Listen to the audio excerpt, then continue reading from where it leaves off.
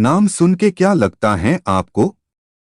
प्यार का एहसास क्या होता है? तो चलिए आज हम आपको बताते हैं प्यार का एहसास का मतलब क्या होता है।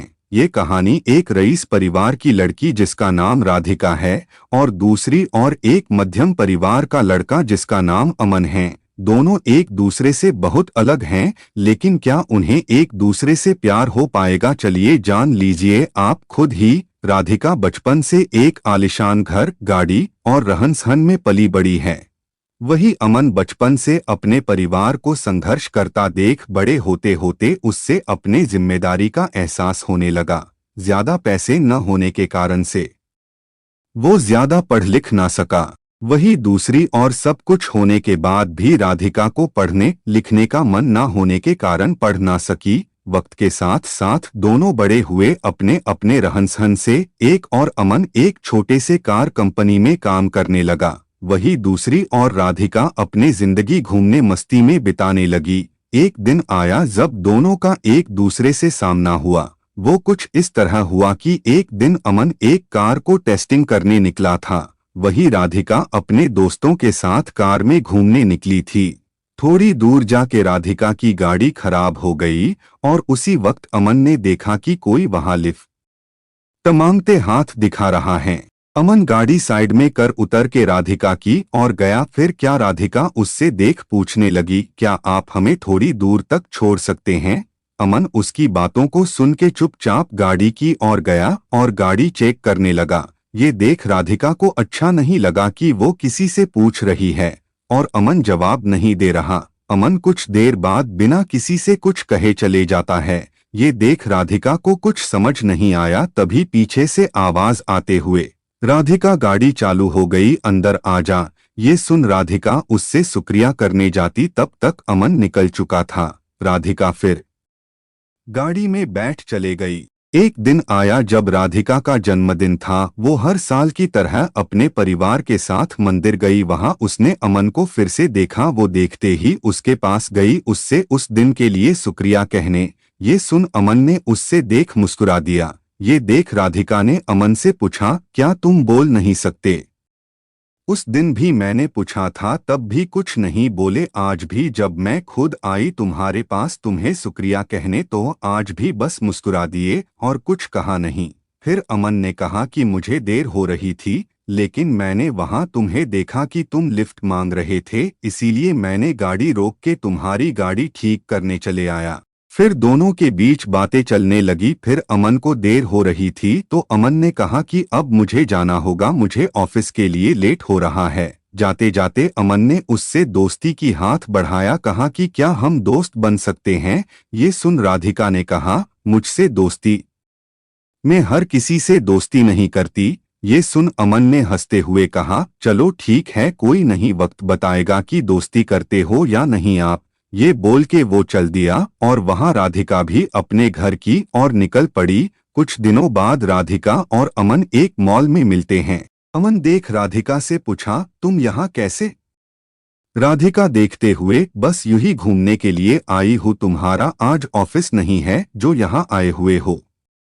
अमन ने कहा, आज बस जल्दी काम खत्म हो गया था तो सोचा थोड़ा घूम लूं। फिर दोनों एक कैफे में गए और बातें करने लगे। राधिका ने अमन से कहा, अपने बारे में बताओगे कुछ? अमन हंसते हुए कहने लगा, मैं क्या बताऊं अपने बारे में, मेरा तो बस एक सादा जिंदगी है जहां रोज सुबह ऑफिस जाता हूं और शाम को घर जाके घर का कुछ काम कर लेता हूं, बस फिर खा के सो जाना, फिर वही सुबह फिर से। फिर अमन ने पूछा, आप क्या करते हो? ये सुन राधिका हंसने लगी और कहा, मुझे कुछ करने की जरूरत ही नहीं पड़ती, सब बिना कुछ किए ही मिल जाता है, तो क्यों करूंगी मैं कुछ? फिर अमन ने कहा, अच्छा है, फिर तो हम बहुत अलग हुए।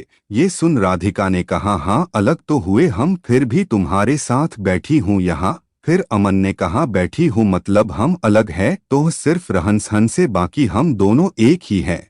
अगर तुम दिल से किसी के बारे में सोचोगे तो तुम्हें कोई अलग नजर नहीं आएगा। ये सुन राधिका ने कहा, ये दिल कुछ नहीं होता है। अमन सुन के मुस्कुराने लगा और कहा, ठीक है, जैसा तुम बोलो। फिर हर कुछ दिनों में दोनों मिलते रहते, बातें करते और अपने घर चले जाते। धीरे धीरे दोनों में बातें बढ़ने लगी और दोनों रोज मिलने लगे।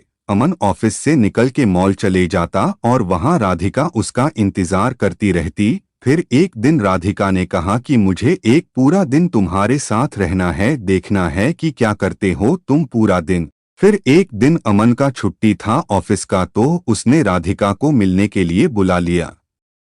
फिर अमन हमेशा की तरह पहले मंदिर गया, फिर वहां से आने के बाद मैदान गया जहां छोटे छोटे बच्चे खेल रहे थे। वहां अमन उनके साथ खेलने लगा। फिर कुछ देर बाद अमन वहां से आश्रम गया जहां वो हमेशा लोगों को खाना खिलता, उनका कुछ देर देखभाल करता, फिर चले आता। फिर वहां से निकलने के बाद अपने घर आया और अपने माँ को बिठा के घर का बचा हुआ काम खत्म किया। फिर रात हो गई और उसने राधिका को घर छोड़ आया और कहा, ये रहता है मेरा छुट्टी का दिन और यही है मेरी आम जिंदगी, जहां जितना हो पता है उतना मैं करने की कोशिश करता हूँ। ये सुन राधिका बिना कुछ कहे चले गई और पूरी रात सोचते रही। ऐसे भी लोग होते हैं जहां अपना छोड़ दूसरे के बारे में इतना सोचते हैं।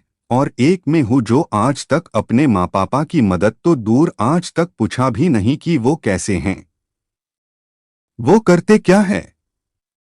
ये सब सोच राधिका भावुक हो गई और अपने माँ के पास चले गई। उसने देखा माँ उसकी काम कर रही होती है। जैसे ही वो माँ पुकारती है, माँ वहां से, क्या हुआ, कुछ चाहिए तुम्हें, बोलो। ये सुन राधिका और भावुक हो गई और माँ को कहते हुए, नहीं कुछ नहीं, बस यूं ही आई थी, और वहां से चले गई। बस वो एक पल था जब राधिका को एहसास हुआ कि सच में दिल से सोचने वाले लोग होते हैं। फिर क्या मानो राधिका की दुनिया ही बदल गई। अगली सुबह वो पापा के पास गई और कहने लगी, आज से मैं भी आपके साथ ऑफिस जाऊंगी, मुझे भी आपके काम का बोझ उठाना है। ये सुन पापा सोच में रह गए कि क्या हो गया मेरी बेटी को, आज इतने सालों बाद अचानक से ये ख्याल कैसे आया। और अंदर ही अंदर खुश भी हो रहे थे कि उनकी बेटी अब बड़ी हो रही है, अपने जिम्मेदारी समझने की काबिल बन गई है। बस फिर शाम को हमेशा की तरह वो अमन से मिलने चले गई। बस फर्क इतना था, आज की हमेशा वो घर से आती थी, आज वो ऑफिस से आई है। ये देख अमन को खुशी हुए और उसने राधिका से पूछा, तो दिलो होता है ना। ये सुन राधिका हंसने लगी और उससे माफी मांगते हुए उससे फिर से शुक्रिया कहा कि उसके वजह से आज वो अपने आप को पहचान पाई कि उसकी जिंदगी क्या थी और वो किसे समझ बैठी थी। तो अब आगे क्या बताऊं आपको, आगे का तो आपको समझ आ गया होगा क्या हुआ रहेगा।